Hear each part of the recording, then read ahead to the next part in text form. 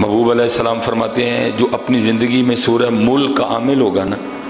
ٹھیک ہے جی، جو روٹین سے سورہ ملک ہر شام پڑھتا ہوگا، 29واں پارہ شروع ہو رہا ہے، تبارک الذی بیدہ الملک وہو علی کل شیء قدیر۔ کوئی آپ کو 2 گھنٹے نہیں لگیں گے پڑھتے ہوئے، زیادہ سے زیادہ بھی حضرت جی 10 منٹ، اگر آپ بڑے اچھے انداز سے بھی پڑھتے ہیں اس کو تو 10 منٹ سے زیادہ آپ کو نہیں لگیں گے۔ محبوب فرماتے ہیں جو اپنی زندگی میں اس کا عامل ہوگا نا، سورہ ملک اللہ کی بارگاہ میں اس بندے کے لیے نہ جھگڑا کرے گی، یا اللہ یہ تو مجھ سے زندگی میں پیار کرتا تھا،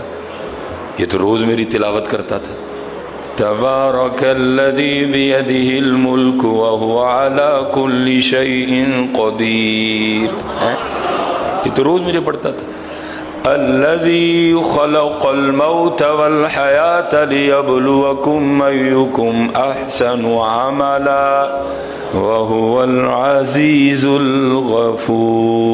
یہ تو روز مجھے پڑھتا تھا، اب یہاں تو اس کو معاف کر یا پھر اس طرح کر مجھے قرآن سے نکال دے، اب ظاہر ہے اس کو تو نہیں نکالا جائے گا، وہ تو حصہ ہے قرآن کا، تو پھر محبوب فرماتے ہوگا کیا، صرف سورہ ملک کی تلاوت